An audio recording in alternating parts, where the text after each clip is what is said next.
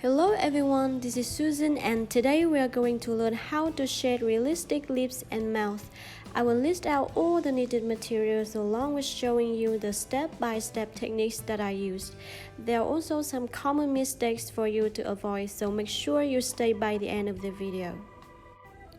These are the materials that I used. For the pencils, I have 2B mechanical pencils from Faber-Castell, 6B and 9B graphite Staedtler pencil, 8B Mars Lumograph pencil, and also the carbon sketch pencil, or you can have the charcoal pencil instead. For the blending tools, I use a cotton bud, a blending stump, and a makeup brush. For the highlights, I use Mono Zero eraser and also a Gelly Roll Pen 08.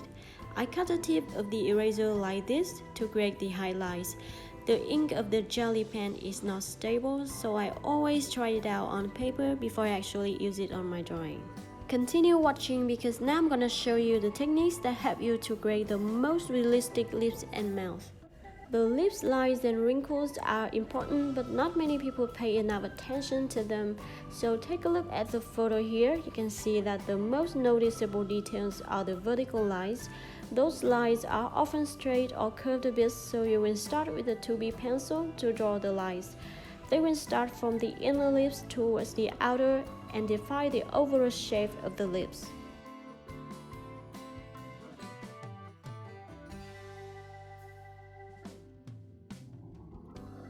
Then start to add more values by using 6B or 9B pencils. Remember that in reality, those lines are not just boring with the same size and thickness, they are darker and thicker in the middle because this is where the lines are the deepest, but thinner and lighter in one side or both sides of the end. Then I blend it out with the brush and then add the highlights right next to the lips lines by using Mono Zero eraser or the Gelly pen. But we're not finished yet. The most important thing to make the lips really stand out is the detailed wrinkles in and around the lips. They are random shapes, but to make it easy to understand, let's say that they are groups of triangles, square or even rectangles. So you will need to draw the shapes first and then blend them out, then highlight the mid area within each square, triangle or rectangle.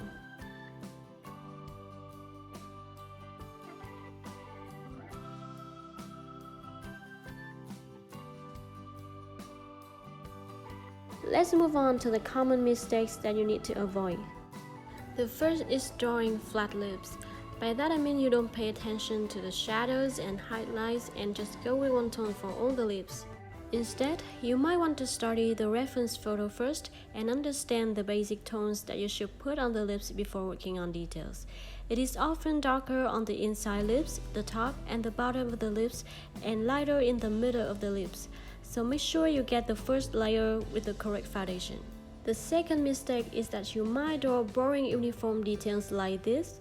In this case, you might want to go back to the techniques that I just showed you before to understand how it should be. Here is how the first couple of layers should look like. It is not perfect, but in early stage, you don't need to make it complicated.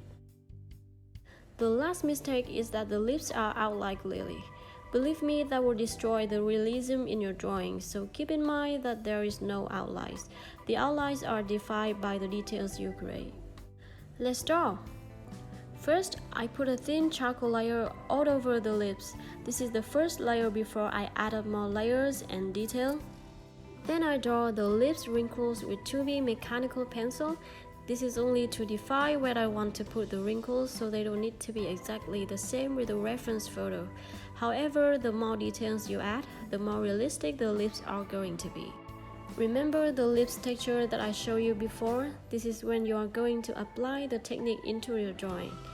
The wrinkles are very small and sometimes are hardly noticed if the reference photo is not in high resolution. I block the corner with the carbon pencil and 8B Mars Lumograph pencil because I know it's going to be dead black. The charcoal pencil or the carbon pencil can be easily smeared out, so I use the Lumograph pencil to draw the outlines. This pencil produces a super black value and is difficult to smear, so I highly recommend using it to block the outlines.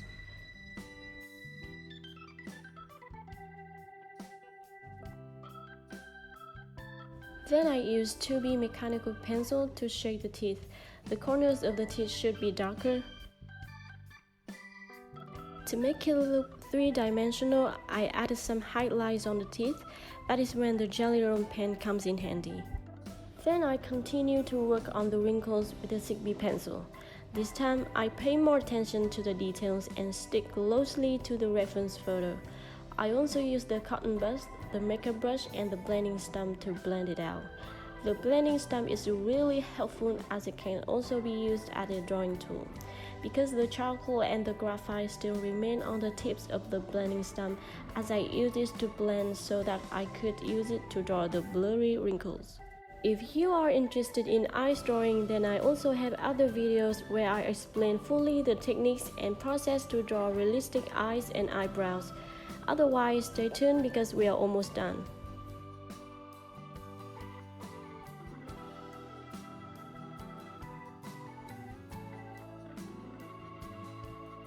I kept working on this process with 6B graphite pencil and 8B Mark Lumograph pencil. For the highlights, I used Tomebow Mono Zero eraser and also the Gelly Roll pen.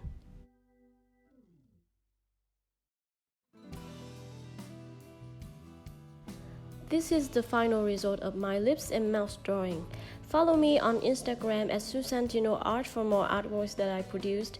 I hope you guys learned something today. If you like this video, then give it a thumbs up and comment down below any suggestions for my next video.